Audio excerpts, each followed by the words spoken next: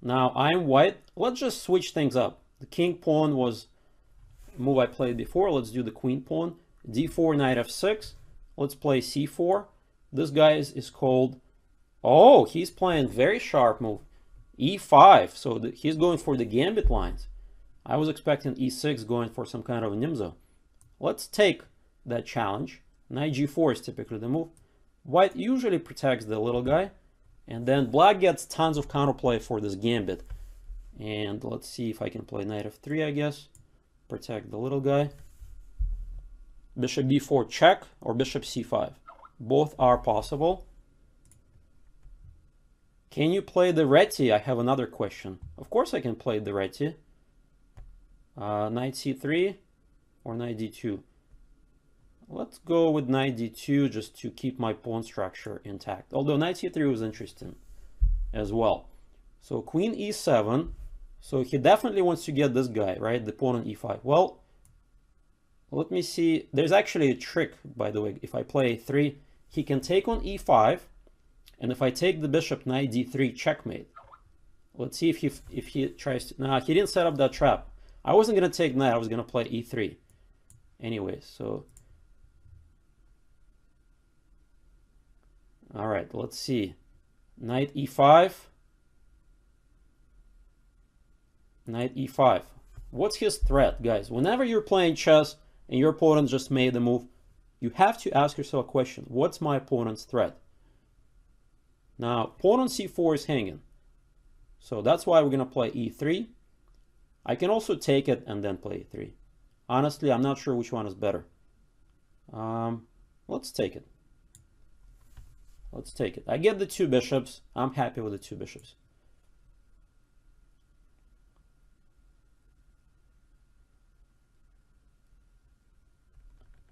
So maybe next game I play the righty. Bishop e2. Bishop e6. He's gonna hit this guy. He's not even gonna. He's not interested in my pawns. Let's see. How is the game? Is he gonna castle long or short? What do you guys think? Castling long. Wow. This guy wants to checkmate me. Normally, these guys, f2, g2, h2, are really good. Don't make any pawn moves where your king is, because that's gonna weaken your king. Playing h3 or h4, I'm not interested in that. Instead, I'm interested in getting my own counterplay here. So if he's playing h5, that's telling you something. He may castle this way, right? Well, that's a pretty good hint. We got to start our attack. So how are we going to attack? Queen d5 looks interesting. Hitting the b7 pawn. He may just castle. c5 pawn sack looks pretty good. Let's go with the pawn sack. I always like to open up the king. Let's see if he's going to grab the pawn. Pawn takes, queen d5 is an option. Hitting the knight. And b7 pawn. If he doesn't take me, I'm going to take him, ruin his pawn structure. Well, why not? Plus, I have this bishop b5 check. Let's do a check. See, you have to, guys, castle in chess. My opponent was playing really good. You know, for 1200, he was playing really good chess for a while. But then he forgot to castle. And that could be deadly. If your king is stuck in the center like that. So, he is going for the Harry the H-pawn storm, as Ginger GM likes to say, but if he plays h3, is it really checkmate? Probably not. So, but I cannot play g3, which is a typical reply. Aha, can I take? Let's take. Because the knight f3 forks, so I have to be a little bit careful. And now he's offering me the endgame again. Wow, these guys want to play endgames today. Bishop takes e5, queen takes d7. Now I'm going to play rook d1. Threat is bishop takes knight, queen d7, check. For those of you who are not seeing this. And if he castles, then he's going to lose the queen as well. So that knight on c4 is very much loose. Double attack. And now he is in big trouble. I don't like black's position anymore.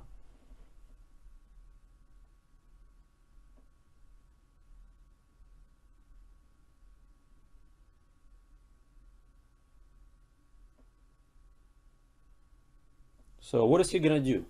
knight's under attack, pawn's under attack, king is stuck in the center, the d pawn is weak. And remember, guys, he just played h5, h4. Was it really useful? No. Absolutely useless moves. And this is just what I like to call desperation, because it's a free knight. There is no checkmate, and don't be scared of this h-pawn storm. If he takes on g2, I may not even take it right away. His pawn is going to shield my king from checks. So that's a very cool idea. Let's see what he's going to do.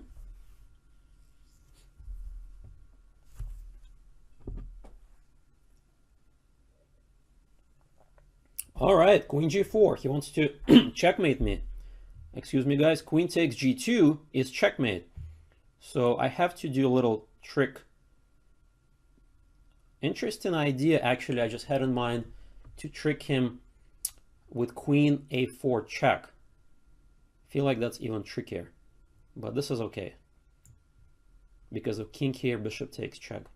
It's game over. Plus the queen guards this g2, very important.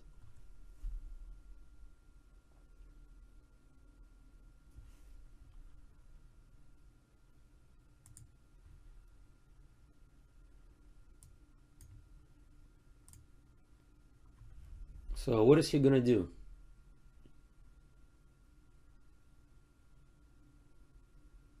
Well, I think it's time to resign. I don't see any defense. If king f8, bishop takes d6, wins the queen. King d8, rook takes. Yep, discovered. And then, so black actually played really good. So if we go back,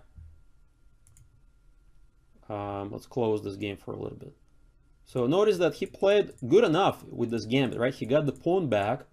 I got the bishop pair, but he made the very typical mistake that a lot of beginners make.